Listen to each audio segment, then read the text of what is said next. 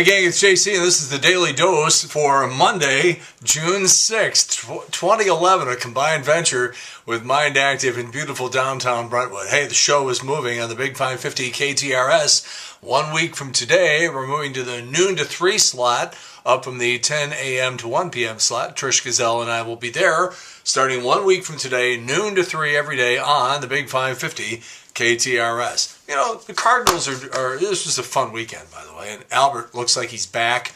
You know, it's only 2 or 3 games here, but still he looks like he's back, and that's great news, especially since, you know, we lost Wainwright and Holiday's down. We got some other players that are sort of struggling to get back or just struggling with nagging injuries and stuff like that. So it was very exciting at the ballpark this weekend. The Cardinals, just fun to see things working out the way they are. All right, now that having been said, the Cardinals are doing something very worthwhile and noble today, and that is they are recycling electronics. You know, you get old television sets and all this sort of stuff that went out of vogue or was replaced by more complicated but better stuff as the years went on. And now you got all this junk in your basement, TVs and big old chunks of stereos and things like that we don't even use anymore. So they're recycling today from 9 to 5. Great idea, terrific, as I said, very worthwhile, very noble.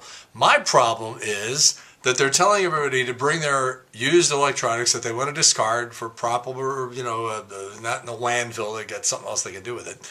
And they're saying come to Ballpark Village. What? When did we start letting the Cardinals get away with this? Because they did this on opening day too. We're having a big party at Ballpark. There's no Ballpark Village. There's no Ballpark Village. There's a parking lot, and an expensive one at that. And a little softball diamond, and a pump with the big thing of water, trying to pump the water. That's an eyesore, folks, with that chain link fence. You got these millions and millions of people who come down to downtown St. Louis and converge on Busch Stadium. We're showing off the city with a giant eyesore right there adjacent to Busch Stadium, and we're calling it Ballpark Village. Let's keep it real, folks. All right, Katie Couric set to announce her deal with ABC today. Development and syndication of an afternoon TV talk show set for the fall of 2012. We knew that was coming, and a role in ABC's news division, and apparently that's where the negotiations with CBS broke down. She still wanted to have a role in CBS News, even though she didn't want to do the news anymore, and she wanted to do this afternoon talk show, and CBS was like, nah, I don't know, Katie, you're sort of blurring the line. If you're going to do this talk show, then that's not really news. You got to do one or the other. If you want to quit the evening news, that's fine. We'll give you your talk show, but you can't do both. And Katie said, no, I want to do that. And NBC was like, get out of here. So anyhow, the whole deal will be announced today. All right, at the MTV Movie Awards last night, I'm looking forward to this because Trish was in the audience last night. We can't wait to talk to her today on the air. Anyhow, Blake Lively sort of got knocked around a little bit, because about 10 days ago, these pictures of her show up on the internet, nude photographs, self-photographs taken with her iPhone or something, and she's claiming it's not her. So there were a couple of jokes, and then Reese Witherspoon gets on stage last night. By the way, I think the only person over the age of 30 in the place last night was Reese Witherspoon, and she says, I just want to say to all the girls out there, I know it's cool to be bad, I get it, but it's also possible to make it in Hollywood without a reality TV show. When I came up with the business, if you made a sex tape, you were embarrassed and you hid it under your bed. And if you took naked pictures of yourself on your cell phone, you hide your face, people. Wow. One last note. Also, Justin Timberlake and Mila Kunis presented the first award last night, and they have been rumored to be fooling around, and they said that's not true. But then he came up behind her and just grabbed her right on the boobs, and then she reached down around and grabbed him on his junk. So they're having a little fun over there at MTV. All right, since Charlie Sheen is not going to be returning to Two and a Half Men unless something drastic changes somewhere down the road, people have begun speculating about how the show is going to deal with the departure of his character. On Charlie's last episode, which aired on February 14th, his character was going to the airport to catch a flight to Paris. So-called production sources have told TMZ that he's just going to end up staying in Paris. Of course, the plane could also crash, but sources said that might be too dark for the situation comedy. So if he does the Paris thing, that opens up the possibility that somehow, some way down the line, you could have Charlie Sheen returning to the show in some capacity. And they still haven't really given us any indication what Ashton Kutcher's character is going to be, and more importantly, I don't care. Assisted suicide advocate Dr. Jack Kevorkian died over the weekend. If you get a chance to see that movie with Al Pacino called You Don't Know Jack, absolutely fantastic. And also James Arness, who played Marshal Matt Dillon on Gunsmoke for 20 years, died Friday of natural causes. He was 88. Of course, he's the older brother of Mission Impossible star Peter Graves, also in Airplane, who died last year. Gene Hackman's last movie was in 2004, a comedy called Welcome to Mooseport, and boy, was it bad.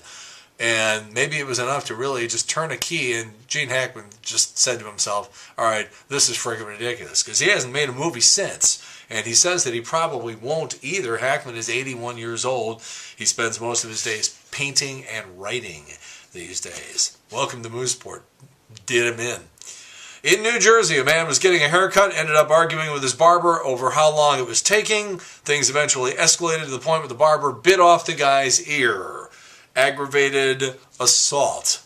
Last year, when Al-Qaeda supporters launched an English-language website targeted at Muslims in the West, British government spies hacked it, and they replaced their bomb-making instructions with recipes for the best cupcakes in America by Ellen DeGeneres. The War on Terror.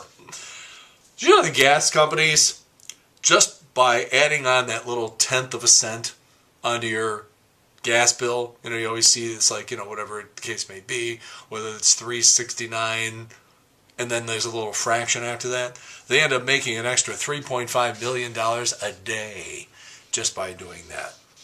The government developed the recommended daily allowances for different nutrients during World War II. There's a lot of people out of this, the government is bad about everything. I don't trust the government either. I'm just like you. I'm not crazy about the government. I don't trust them. But if they say today is Monday, I don't argue with them, okay? And there's a lot of people who do. And the latest thing is over this food pyramid and the recommended daily requirements for certain vitamins and minerals and calories and all that. And people think that that's government intrusion.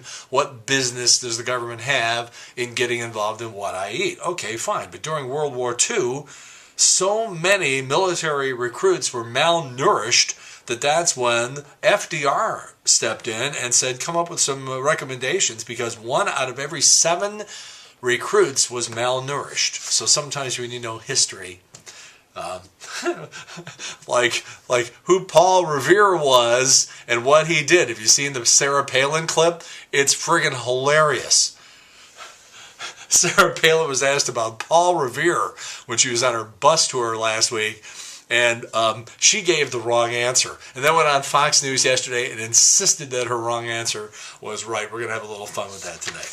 All right, new on video this week, True Grit, Jeff Bridges, Matt Damon, Josh Brolin, and this little kid, Haley Steinfeld, who is just amazing. Worth seeing, definitely worth seeing. Coen Brothers stuff, and it was a good movie, period. Didn't set the world on fire.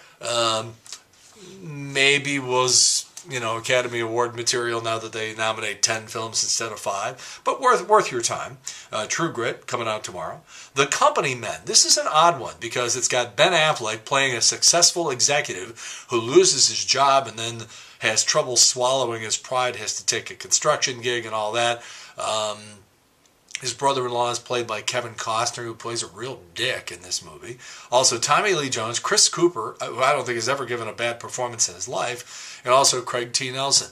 There is absolutely nothing groundbreaking, unique, or anything really about this movie, and yet I thoroughly enjoyed it. And the chick who plays the wife of Ben Affleck, don't remember her name, is fabulous. I'll look it up and I'll give it to you, but she is really, really good in this movie, The Company Men. It's the story has been told a million times before. There's nothing, as I said, particularly unique about the story. Nothing really happens in terms of the plot line that is so groundbreaking, but something about this movie I really, really enjoyed. Might be worth your time. All right, it was on this date in 1933 that the first drive-in movie theater opened. I did some of my best work in drive-ins back in high school. Camden, New Jersey is where that was.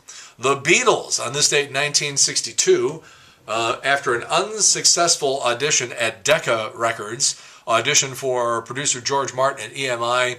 He signed them. I often wonder what happened to that guy at Decca Records.